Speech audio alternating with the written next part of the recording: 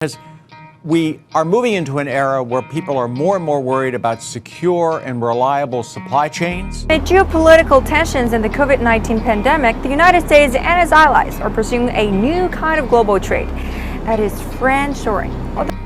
While moving production could solve some supply chain issues, these solutions aren't a fix-all, and they still carry risks.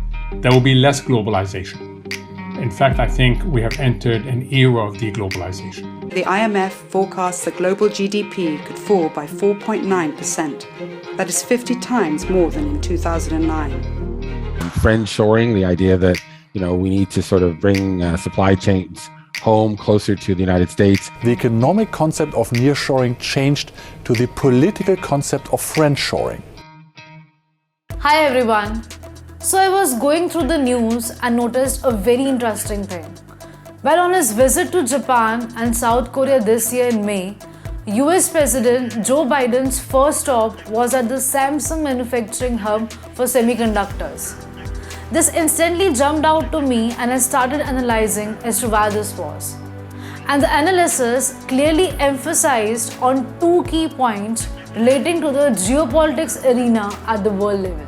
First, that the US has finally embraced the dependence on Taiwan for semiconductors as one of the most important issues in global supply chain disruption.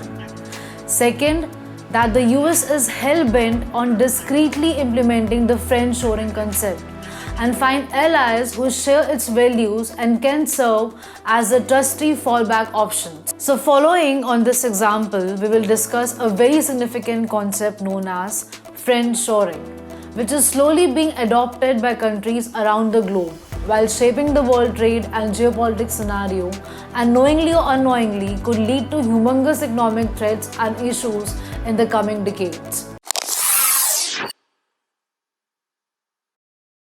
Friendshoring, as the name suggests, derives from the concept of making friends but on a global scale. This had been advocated by the US and its partners, which simply put means dividing the world into trade blocs amongst friends and others so that the countries belonging to a specific trade bloc could reduce risk to their supply chains.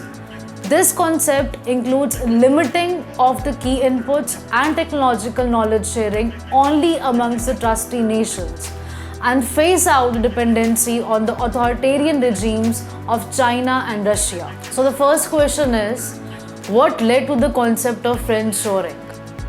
With humankind facing numerous tumultuous events such as the pandemic, Russia's invasion of Ukraine, the US-China trade war have led to uncountable export controls, sanctions and trade disruptions. Also, China's efforts in becoming self-reliant for imports pertaining to goods and knowledge transfers has made the nations of the world realize the importance of resilient supply chains, which could to some extent fill in the gaps and the escalations impacting the economies. There are a lot of examples prevalent today which represent friendshoring. From Apple trying to diversify manufacturing in India and Vietnam, to the European Union looking forward to Israel for meeting their gas needs post-Russian ban. But two major questions which arise are, first, why should this worry developing countries like India?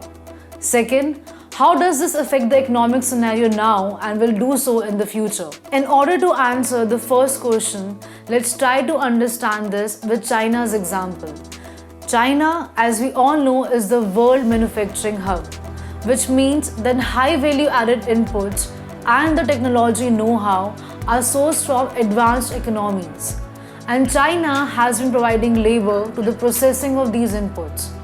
So as China's manufacturing capabilities grew owing to the transfer of knowledge, goods became cheaper for their own population. Now, evolution of the production processes meant high-level worker skills, which in turn meant rising incomes of the workers and thus the growth of the country from developing status to developed status. This can be clearly seen by the fact that by the year 2017, China had more iPhone users than any other country in the world. So losing out on such growth opportunities cannot be an option at all for developing nations like India, who will be stuck in differential and obsolete technology blocks? The answer to the second question lies in deglobalization due to friendshoring. The world will slowly and steadily be divided amongst clear-cut trade blocks, and countries such as India, Brazil and Mexico, which have been abstaining and taking a stand against Russia, will surely face the brunt of this by being tagged as non-friendly nations. The fact though is that, including China, these countries account for 35% of all goods imported by the developed countries, including US. And the impact of shifting trades and processes from these countries could lead to a loss of more than $5 trillion for the global economy within just 10 years. This number may seem insignificant now, but to the nations who will be facing the repercussions of friendshoring, it could mean hyperinflation, loss of employment opportunities, and stagnant growth for decades. A friend once asked me, who do you think will win if friendshoring comes to the driver's seat? He was maybe expecting the answer to be developed countries bloc, or maybe he was expecting my rebuttal for this bloc.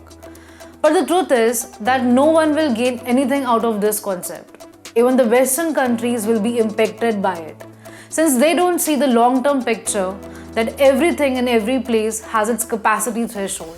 And we are all dependent on each other for expanding those capacities perpetually.